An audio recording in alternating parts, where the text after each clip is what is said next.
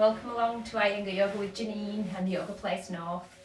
I brought some props with me today just to kind of talk through with you. The Iyengar tradition, we do use props to help us in the poses so that you can get the best out of the pose for your body and your ability. So if you've got back problems, knee problems, neck problems, there's ways and means by using props that we can get your poses looking even better. Please bear in mind, any of the poses that you try, go to your level, go to your ability. If you've been practicing with me, you'll be familiar with the poses, or if you've had another Iyengar teacher and you're joining this channel, then welcome along, but make sure you are working to your abilities to any injuries that you may have. If you're pregnant, it's not advised, if you haven't been with a practitioner already working, it's not advised for you to suddenly start practicing. There's lots of things going on in your body, and these poses that I'm going to be working with are safe for you to do, but if I don't know you, then you're better not to start doing a practice with all of a sudden now. So I'm just going to go through a few of the props that might be handy to have, and look at creating your own little yoga space at home as well. So you may need a belt. It doesn't matter if it's a yoga belt or not. If you can just get hold of a belt that's not elasticated preferably, that would be good to help you in some of the stretches. If you're stiff in your hamstrings and things, we can use the belts. Couple of blocks if you've got them. I know many of you who have been already practicing with me, you've got all this equipment, so it's good, but it's good to highlight it. So I've got 4 blocks here. Bricks. Now I'm really lucky because I had these beautiful bricks made for me by a student of mine's husband who carved them out, which is stunning. But cork bricks, wood bricks, got that. Have a nice blanket handy, nice thick blanket handy. Obviously your mat.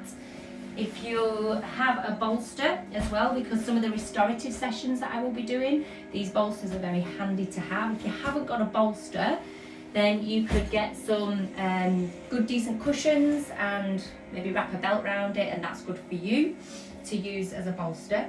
And also a chair. Now this is a yoga chair with a difference because it doesn't have a back and it doesn't have a thing at the front here as well. So, but a chair, if you can get a chair, some of the poses we can do on chairs can help you improve your poses as well. So those are just some of the kind of things that would be ideal for you to have if possible. Bearing in mind that all these poses can be done without props as well. And it's just handy to have them if you've got them around you. Especially those who've been coming to my classes, you know what to do with them. Then how to create your own yoga space. So just pick an area in your home that is kind of where you can keep your mat out, you can go to when it's time to do the online sessions, or join in on the YouTube channel here or on Facebook. And just make it nice and clean, put something nice. I've got a little candle burning, I've got some yoga pictures up to give me some inspiration that another senior teacher of mine painted, called Sue Lovell, who's absolutely wonderful. Her artwork is amazing. I've got Mr. Iyengar and Geeta Iyengar's picture up in my window as well, in a little frame, as a bit of a reminder of my path and what I'm doing. I've put a little bit of a light here as well, just to kind of create a little bit of atmosphere for me of calm, especially in the evening when I can take the lights down. It's really, really nice. And keep your yoga mat for yourself, nice and clean. Don't let anybody be trampling on it. So yeah, good clean space is part of your yoga practice. Okay, now on to some of the moves I want to share with you today. Hopefully you've been working on Vrkasans and Vrkasana 2, warrior pose. Today I thought we'd do tree pose and Utkatasana.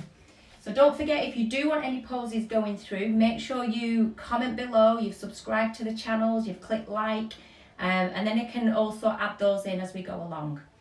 So starting with our normal limb-bringing poses. So Vrkasana, coming into child's pose. So again, I've talked about using props. So if you struggle to get down, if your head's not going because you've got stiffness in your back, then you can place some blocks here to help you just get into the pose a little bit easier. Okay, also some of you may say, well, I've got knee problems and my bum, I can't get back. Again, fine, this is where we can use blocks, so you can sit back, and if you're doing that, then you need a little bit more height here underneath your head. so that your chest and your bottom is in kind of an inner line. Pressing your palms, working your arms. So this is a good way to help if you've got knee problems going on. The other option, if you've got knee problems, you could cross your ankles and sit back. I know quite a few of my students do this option. A senior teacher called Alan Brown gave them this option when they was working with them once. So you can come forward in this way. Okay. So, whichever your level, come into child's pose and just give yourself a moment to settle into the practice. Again, ensuring you're rotating your upper arms outwards. Broaden across the back body, the neck, the shoulders. And just for a minute, take some deep breaths. Set your intention for your practice. Remembering that yoga is uniting your body, your mind, with the bridge of the breath. So use the breath now to come into the pose, come into your practice. Feel how you are today. Feel how your body feels today. Remembering your body holds tension from our thoughts, from our emotions. So be kind to it as we practice. And then coming up onto all fours, firming up your hands, keeping that rotation from your shoulders. Separate your feet as wide as your mat for our lingering in stretch. And Adho Mukha Svanasana, downward facing dog. And again, pressing the palms, pressing the feet and suck up in the legs. So you really want to feel there's a lift from the ankles, there's a lift from the knees, a lift from the top of your hips here to raise this sacroiliac joint higher and higher. And keep that broadness across the back of the neck. And again, just connect with your breath for a moment. Take some nice deep breaths. Allow yourself to come into the body more connection with the body. So a very mindful practice. Mindful of how you're feeling, how you're moving. And then again, come forward. Taking your feet as wide as your mat. If you struggle to touch the floor, you've got your equipment available, you can work here. And again, it's about trying to get the spine long, so we're not rounding and slouching. We're trying to lift and open, the absolute opposite to what we normally do. So if you're able to do that touching the floor, make sure you work here, work at your level. Okay, so we're trying to feel that this bit is going to the wall here, and there's an extension going forward and upwards, and the shoulders are rolling back and down. And now to come up, we use these big hamstrings and glute muscles. So pressing through your heels, grip through your legs to lift and stand tall. Okay, and then coming into Tadasana, mountain pose. Spreading your feet. So we was talking about how to spread your feet. So imagine your hands are your feet and just spread your feet in this way. If you do it with your hands, it kind of helps. So pressing down, grip up through your legs and stand tall. So you really want to feel this zipping up through your body, top of your head, beyond. Feel that ground in action into the earth below you. And just stand very tall and just give yourself a moment to feel that centre of gravity. So keeping your thighs back. Quite often, this is what happens. So pinching in the back here and lack of muscle strength here. Yeah, so all we need to do is take the bone structure here back over the ankles, over the knees, to get that centre of gravity coming in. Okay, so just give yourself a little minute here. And then we're going to reach up, Urdhva Hastasana, extending. So again, think from your waist, lengthening upwards, but also from your waist, rounding downwards. And we'll do Urdhva Bhujangasana, pushing your palms to the ceiling, feet to the floor. Again, lifting, it's about opening and connecting into the back ribs here, which we did in child's pose. So extending upwards. It's also good to do against the wall. We did Trikonasana against the wall the other day. So when you're against the wall, you're not allowing yourself to come away. It's kind of bringing the rib cage back, bringing the abdomen back, but not sucking in and tightening. We want this area relaxed. Thighs back, shins back. Extend upwards. And release down. Change the cross of your fingers. And go up again. Excuse me. And reach up. Nice deep breaths. Feeling the side body extending up. The legs and arms connected. Head back on the wall. and release. Don't worry if you've not got a wall, you can do it without, but it just helps you get that alignment. So I've chosen today to do Vrkasana, tree pose, and Utkatasana, fierce pose, chair pose. So I'm just going to sit down on the floor, and I want you to bring your right leg forward, hold the back of the knee, so your hand goes in the back of the knee, just draw the knee back and down. Now I know those of you are going, oh, this isn't tree pose, but we're just going to do the alignment of your body here first before we stand up. So method in my madness.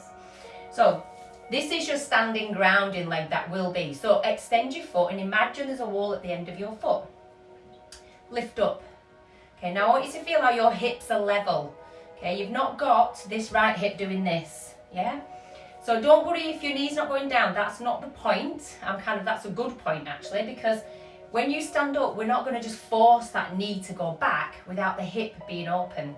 So just allow your knee to go wherever it goes. So if I just let my knee go without working, my knee's not down to the floor. So that means when I stand up to do tree pose, I don't need to be pushing this knee back. I just go where the hip allows me to go. And then extend up. So I just want you to feel that lift up through your spine, that broadness across your chest, and how this leg engages. So push your heel away, grip your thigh in, and lift up. Okay. So from there now, do your other side. So straighten this leg, hand comes in the back of the knee. And again, the placement of the foot, so the sole of the foot comes onto the inner thigh here. And this is important when you're doing the standing pose, for your heel to be pressing into that standing leg and the standing leg to be firm and pushing. So there's like a force that meets to hold your foot there. I have lots of students say to me, yeah, but I've got slippy pants on, my foot's slipping down. It's not, it's about that strength, that force to help you keep the leg here in place. So again, just get your inner thigh, lift up, and just see where this knee goes. Don't be pushing it down. It's not what your hip wants. And in tree pose, we don't want to be pushing that knee back, okay? So extending up, push your heel into the inner thigh, push your inner thigh into the heel, and extend upwards. Just feel that connection and that your hips are level, which is what I want you to get shortly. Okay, and then bring yourself to stand up. So again, we're going to do exactly the same placement. You can be so that you're next to a wall, okay? And you're going to stand and ground into your left leg. And you're going to bring up your right leg. So again, if you've got any knee problems, you may only find that you can take it here, that's fine. Don't put it on the knee joint, okay? So those of you who can bring it high up and place like you did when you were sat down. So I'm holding the wall to start with. Now I want you to focus on the standing leg, and we're not going to sink, okay? So I want you to feel as though you're lifting, moving this hip in and lifting this side up. Now as we do that, we're trying to get the hips level. So as we were sat down, those hips were level. Okay, so again, you're not forcing this knee to go back. It doesn't need to go back.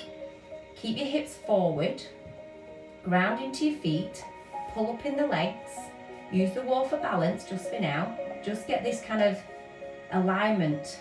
You know, iyengar is about getting a good alignment of the pose and understanding how your body needs to work to improve, to get stronger, to get more stability, to equal freedom in your body.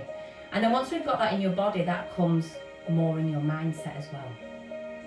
Let's try the other side. So press in your feet, bring up as high as you can. So again, notice my knee's nowhere near going back. It doesn't matter. Yeah, what does matter is that the hips are level. So again, thinking of this hip shouldn't be rising up, you're descending it down. As you descend this side and this hip down, that makes you push here harder. And from your hip down to your knee, there's a kind of a descend as well. Okay, so you can keep hold of the wall and keep your pubic bone lifting. So again, your buttocks will turn on, but you're not gripping your tummy. If you just place your pelvis in the right place, everything will switch on for you. Okay, so now let's try it sideways on to try and get a balance. So I'm just placing my fingertips on the wall. All the same actions. So you're gonna lift up your right leg. It helps if you know your right from your left. And place it in. So again, note that I'm not doing this. I'm not allowing myself to push. I'm keeping the hips facing forwards, so my knee won't be going back. Yeah, if I keep the pelvis lifting, it will open the hip joint. And now I'm just going to extend. So I'm using the wall again with my arm, my fingertips touching the wall. Now if you feel you can, take your hand off the wall. Get some balance and extend. Nice deep breaths. And then place your hand on the wall. Bring yourself back down. If you're struggling to keep your leg lifted, this is where we can use the belt. Okay, so I'll show you front on for this one. So again, you can turn and hold the wall just the same on the other side. But I'm going to show you front on. So if you're struggling to get that balance, you place the belt around your ankle. You can pull your leg up as high as is right for you. And then again, you can either use the wall or if you can balance in between. I'm still looking at all the points, trying to get my hips level, trying to get my balance. I'm not allowing myself to collapse into this standing hip. I'm lengthening up, reaching, getting some stability. So you require a little bit of focus. And obviously if you feel, oh, I've got it, you can let go of that belt, see what happens.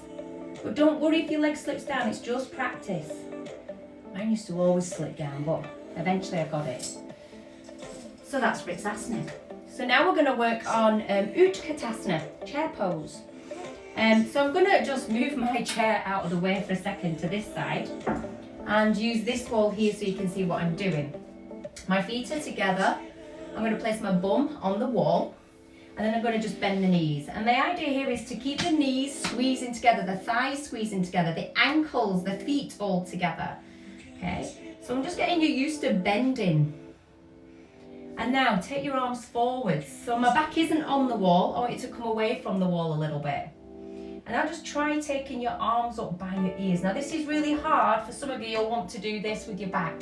But I just want you to hold yourself here. Take your arms back as far as you can. And then bring the hands down. And then lift yourself up. So you will feel it in your thighs, you will feel it in your shins. It's good flexibility for the ankles. It's a good strengthening one. One of the key things when you're doing the full pose is that you'll feel the muscles down the spine start to engage. So it's the hastasana arms, but trying to keep everything in line. So we don't let the ribs go, we don't sink and collapse. We're trying to keep this connection. And this is where we're weak in the back of our body. So this is really good to help you connect. So the other way we're going to do it is placing your fingertips on the wall this time. So I'm placing my feet together. And again now I'm just going to sit down as though there's a chair behind me. So I'm not sticking my bottom this way. I'm just going to descend the tailbone down, hold the wall. Now if I feel I can, I'm going to just reach my arms up. Okay. Now those of you who feel that you've got that, keep all that and raise your arms from the wall. And then place it back and come back up. So it is quite a strong one. You do need to kind of really think of this middle section and not allow it to do this. Again, I see this pose done very often, bottom sticking out, kind of doing a squat position to get even lower. And we don't want to overdo this with the pelvis. We don't want to be tipping the pelvis down. It needs to stay in this lovely neutral position. So if you want to have a go at the full pose, extend your arms up and then keeping the ankles, knees, thighs together. Come down as far as you can without losing the essence of the pose. So I feel completely connected. I can feel my back working, I can feel my abs working. I'm getting a little bit hotter now. My ankles, calves, arms, and then come up and release. Good. So a couple of poses for you to work with. You can use them with the other poses we've done over the last couple of days. So each day I'm just going to give you little bite-sized chunks to go ahead and work with. Don't forget to subscribe to my channel. Click like. Give me some comments back on what you want going through next. And also you can join me live via Zoom on meditation tomorrow evening. Check on my website for more online courses. Or also on my Facebook channel, there's online courses that you can connect with as well. Have a fantastic day. See you soon. Namaste.